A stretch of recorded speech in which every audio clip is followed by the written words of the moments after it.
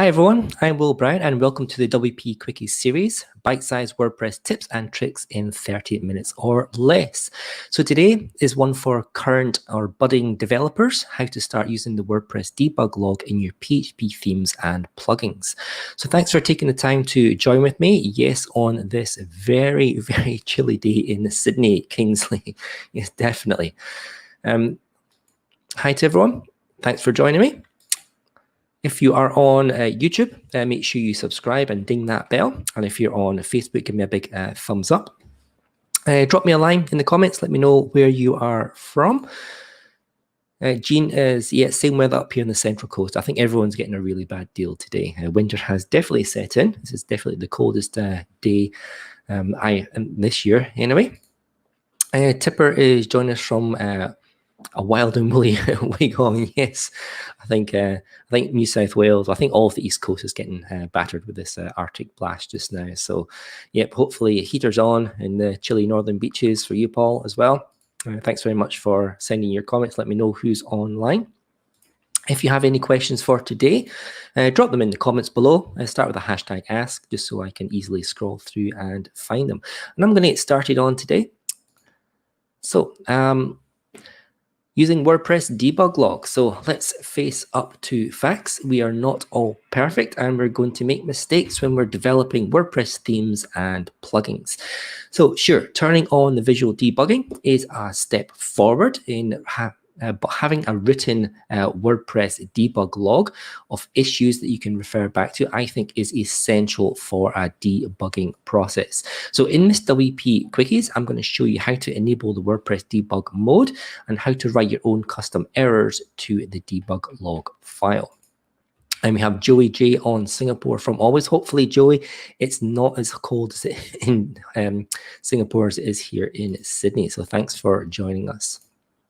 Okay, so I've got quite a lot of screenshots here, so quite a lot of information on the screen, so you can look back and see all the definitions and stuff that are on screen. And I'll copy and paste some of this stuff and the links as well in the description below at the end of the video, at the end of this one, just so you've got it there for you. Okay, so it's pretty easy to enable the debug log for WordPress. The basic thing is you're going to have to locate your wp-config.php file. That's the WordPress file that's got all the configuration, all the settings for how the WordPress environment, how the WordPress application runs in. So locate that file. It's usually in your root folder of your web hosting provider. That's usually maybe a public HTML. Or it could be HTTP docs as well. So find that file, wp-config.php, and open it up in a text editor or your IDE or whatever it is you use to edit your WordPress files in. Now, when you're in that file, first thing I want you to do is do a search for wp_debug, because those are the lines, those are the configuration lines that we need to locate and add to this WP config file to enable the debugging. Now, sometimes web hosts, so your web provider might add these files in for debugging if there's been some issues in the past. Otherwise, they just might not be present at all in your config file. And this is why we are doing a little bit of a search up front just to see if we can find them. So if you have found them, that's great. If they're there, and you can copy, you can basically go into those lines and edit them and make sure that they are true, false, and true for those ones. If not, then just copy these 3 lines. Now, you need to copy them above. Now, there's a comment in the config file that says, that's all, stop editing, happy blogging. You need to copy all of your definitions, all your configuration options above that line for there. So for these 3 lines, copy those above, find that comment and just go a few spaces above and copy them if they're not already there in your configuration file. Okay, so these are the 3 basic WordPress debugging defines or configuration options. The first one is define, and then you've got a wp_debug, and we're setting that to true. Now, setting this to false, WordPress will ignore any other wp_debug settings. So if you've got that false, it doesn't matter if your display is true or your log is true, it will ignore that if the overall debugging is set to false. So this is the very first one. So set that one to true, and that enables the WordPress debug mode. Now, the second line, which is wp_debug_display, and we're going to set that to false. Now, I really, really hate I really hate having all the PHP errors there displayed on the screen. I don't think it's of any use to me or anyone else, and you certainly wouldn't want this option setting true in a production environment. And unfortunately, if you don't include that line there, when you enable the WP_debug to true, then unfortunately this debug display is set to true as well. So if you're just enabling WordPress debug mode by that single line, WP_debug and set that to true. If you don't have any of these other lines in there, it's going to start outputting all those PHP warnings and errors directly to your screen, to the website, which is no good to man nor beast. So definitely remember to add this line as well and set it to false. We don't want any of these errors coming out onto the screen, not in your development environment and definitely not in production. And now the third line there is defining the WP_debug_log, and we're going to set that to true. And this is where WordPress will enable the file logging. Now the default is written to your WP-content folder, and it's a file called debug.log. And don't worry for those guys who are coming in late. That's all. It's all recorded, Alan. So don't worry. You can go back on YouTube and you watch it from the beginning there. Okay, next slide. Okay, now those are the three basic options for debugging, and that will enable the WordPress general debug to start debugging PHP stuff and output it to your debug.log file. But there's a couple of advanced debugging options that you can switch on as well. If you're into kind of more advanced stuff, if you're a plugin developer or a big theme developer, you might want to turn these on too. And the first one is, and again, you'd add these underneath those three lines and above that comment line in your configuration file. The first one is defining a script_debug and setting that to true. Now, what happens is when you're normally running a WordPress environment, it's using libraries that are all compiled and optimized for a production environment. If you want to get more information out of those libraries, then you want to set this line to true, the script debug to true. And what will happen is WordPress detects this configuration option. It's going to stop using the production libraries, and it's going to use the development libraries as well. So libraries that are in the code, it's in the code base for WordPress, but they're not referenced because they're referencing the optimized production environment files. So if you want extra debugging, then set this to true, and WordPress will switch from the production libraries and it'll switch over to the development libraries if there's any. And what you'll see is normally development libraries have a lot more verbose debugging and output from them, just to help developers figure out what's happening along in those different libraries, you know, when your events being cascaded down the line. So it's a really great option to put in if you're really kind of debugging a big bit of code and you're wondering what's going on with WordPress when it's, you know, running through all these libraries. So that is script_debug is true. The next one is if you are trying to debug some of the queries in the database. So if you've got a bit of code and it's querying some stuff from the database, it might be posts, it might be post meta, it could be users, user meta, it could be some custom post types. But if you're not quite sure what's going on in that database and what WordPress is querying and what's coming back, then you can switch on this line as well in your configuration file. It's called save queries. And so setting that to true, and what WordPress will do, it will save all the database queries that it is doing into an array and then put that into the debug.log, so that when you look through the log file, you can see exactly what WordPress, the SQL statements it's using to get the information out of the database. So that's a great tip if you're doing trying to debug information that's grabbing stuff out of the database. Certainly you want to save, you want to put that one on save queries as true. Now, a bit of a note, so debugging in general is going to have a performance hit on the server, but especially that very, very last one. And well, both those ones actually, but certainly the last one, because WordPress makes an awful lot of calls to the database. You'd be quite surprised. You know, just like getting a post out of a database can be maybe like 50 or 100 separate SQL queries to grab all the content and data from everywhere.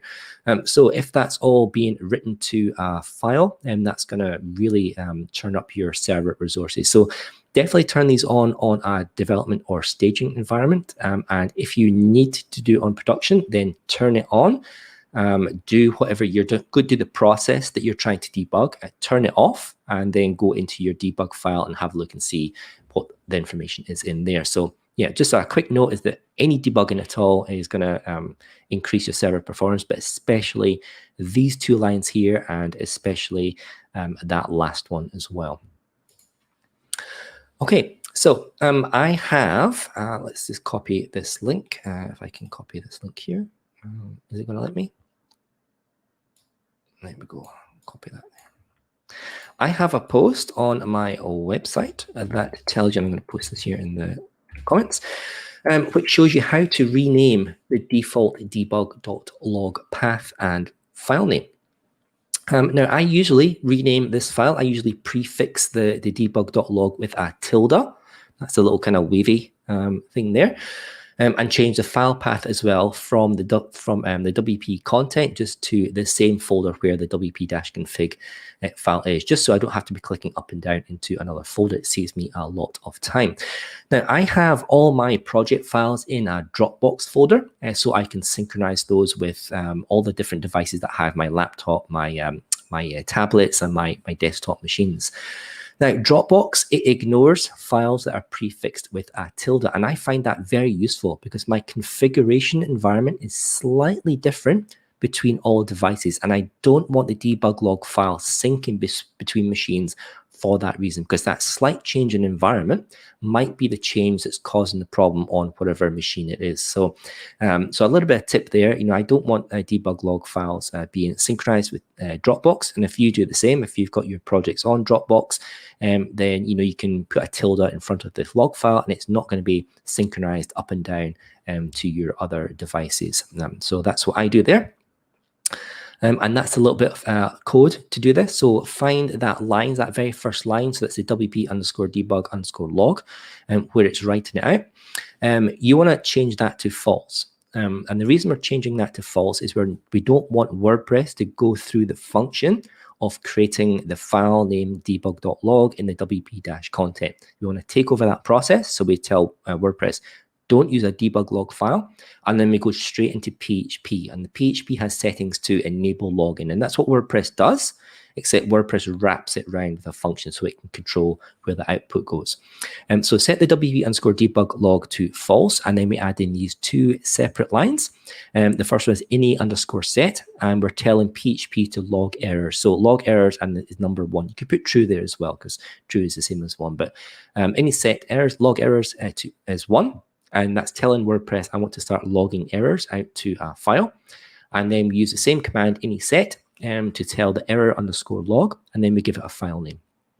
Now, the dir name __file__, that basically just means use the same file path as this file where this code is in, which in this case is the wp-config.php. So it's using the same directory there. And then I've got a slash, and then I'm just calling it, underscore, and then debug log. Sorry, maybe it's tilde $, maybe it's a tilde $, that Dropbox ignores. I think it's not just a tilde, it could be the tilde and $. And Dropbox will ignore any files that has that prefix there. So that's what I set there. That's what I do in my development environment, so that Dropbox doesn't sync any of that, and I bring it down from the WP content down to the same level as the configuration file for there. So that's how to rename the default debug log file. You can put it in any folder you like and give it any name you like, and just gives you a little bit more flexibility, a little bit more control over your environment. Now, here is a typical debug log file. I've taken this from one of my development sites. Every entry starts with a date and a timestamp in square brackets and on a new line, and then followed by the debug output. Now, normally you're going to find 3 different notices in there. You're going to find something called a PHP notice, something called a PHP warning, and something called a PHP error message. Now, notices are something of note that you should probably address at some point. Warnings, PHP warnings, they are likely to cause an issue if they are not addressed soon. And PHP errors, well, they are what they say they are, and they could cause things not to work, including PHP causing that infamous white screen of death. So we can see here there's a few stuff in here at the very top. We've got an entry that says name was called incorrectly for a webhook. And then the next one down there is an order being created. So this is the webhook that's running. Orders being created, here's the webhook ID, the resource ID, and then the object data in there. So that gives you an idea of kind of what to expect when you're looking through the debug file. And it's just a text file, so you can load it into any particular system, Notepad, or whatever you use on the Apple Macs as well. I use a PHP Storm IDE, and it recognizes the WordPress debug.log format and just highlights it in nice colors, which is really, really nice and easy to scroll down and look through. Okay, so here we come to the part where we're probably looking forward to, writing your own code to the debug file. So writing your own information to the debug file. Now, there is a PHP file called error_log, and that writes information directly to the debug log, which we've set to be a file-based thing. Now, there's reasons we could use that directly, but the good reason why you maybe shouldn't do is that using this error_log under certain bits of data, it's not going to write it out properly. So, for example, it's got problems formatting arrays and objects. So if you pass an array or an object into error log, it's going to complain because the data format isn't what it expected, and it's not going to output it into the log. And one of the great things about using a debug log file is that you can dump arrays and object data in there to see exactly what you've got and what you're working with. So this little function here, you can paste that into your theme functions.php file, or you can write a little plugin and just add it in.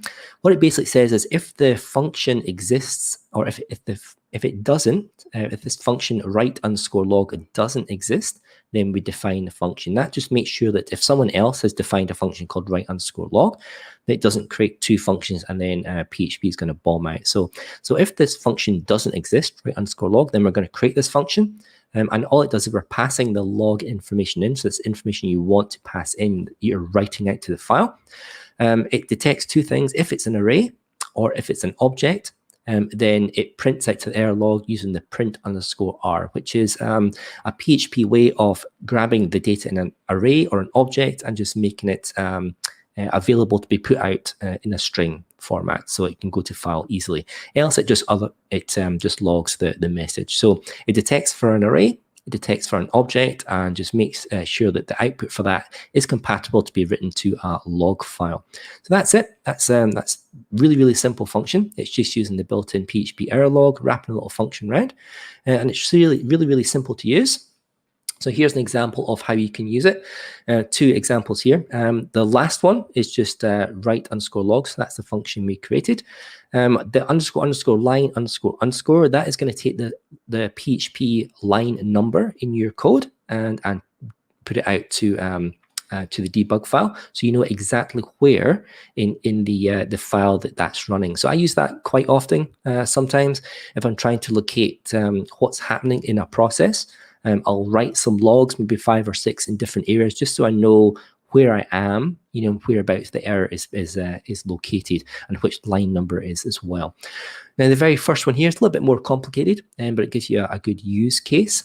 So this one is basically saying if a user is logged in, I want to get the current ID of that user, and I'm going to write to the log file, I'm writing to the debug log file, processing user ID with that ID number. So that sort of stuff can be used in a loop when it's going around to see exactly what data you're processing and what's being processed at a particular point. So if you have errors that are coming out, you can look at the debug file and you can see I'm processing this user and then that user and this user. Oh, that user's failed. Why is that user failed? And you can look into the data a little bit more. So a little bit of ideas there onto how and when you can use your own debug information and putting that out into the log. And I think this is going to be really helpful for developers and for theme developers as well, just to start on that journey of debugging. Now, debugging, of course, is a lot more complicated than that. You've not just got PHP errors, which this is covering today. You've also got JavaScript errors, and they are output to the web browser console as well, not through this error log system.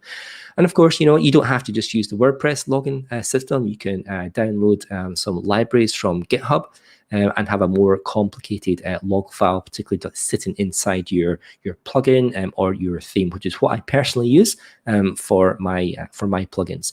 But this one, using the WordPress debug file, I think is a great start. it's a good starter that you can get into the idea and the concept of logging, and then generate your own information and put that into those log files. So guys, if you have any questions, you can pop them down in the comments. Philip is saying that printr is very handy. It is, absolutely. I use it all the time. It's basically the best way to take an array or an object and print it out so you know exactly what it contains. There's quite a lot of times when I'm processing custom data or from custom queries that the PHP script will fail.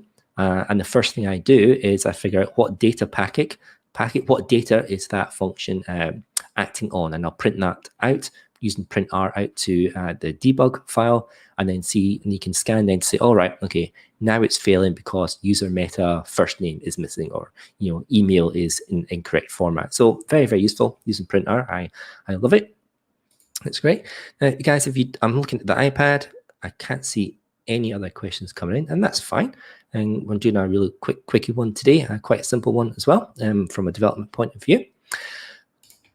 If you are around next week, I am going to be talking a little bit again more about kind of server and techie stuff. I kind of dip in and out of beginners and intermediate and kind of development and advanced stuff. So next week, we're going to be talking about PHP extensions for WordPress. More specifically, which PHP extensions do you need to install on your web server to make WordPress run properly, and some additional ones that you might want to install for some edge use cases as well. So if you're around next week, you can join me on that one for PHP extensions for WordPress. Thanks, Phil. Yep, good refresh. Awesome. Thanks for the feedback. Again, if you've got any other topics that you'd like me to discuss, just drop them into this little Google form. You can find the link in the form in the description to the video for today, or you can go back and quickly scan that QR code and that'll take you to the Google form. And just a little bit of shout out for WP@Australia.org. You can find out what meetups are running across Australia just now, which ones are online and which ones are physical. We do have some physical ones going ahead at the moment. And also there's a link to sign up and join us on Slack, there's our Slack group there with lots of channels and the whole WordPress community in there engaging and chatting about not just WordPress, but life, business, just random stuff as well. It's just good to have some people on hand. We can't go out too much, and the virus is still around, and so this is kind of our best way to catch up virtually with everyone all over Australia.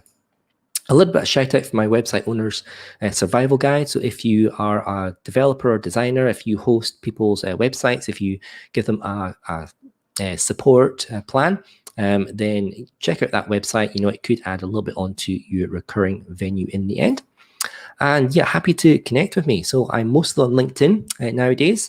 I'm building up a little bit of audience on Instagram as well, and sometimes on Twitter. So happy for you to connect with me. If you are connecting with me on LinkedIn, then just drop me a little note as well with a connection and let me know where you're coming from the WP Quickies, just so I know it is you guys. So thanks very much for today.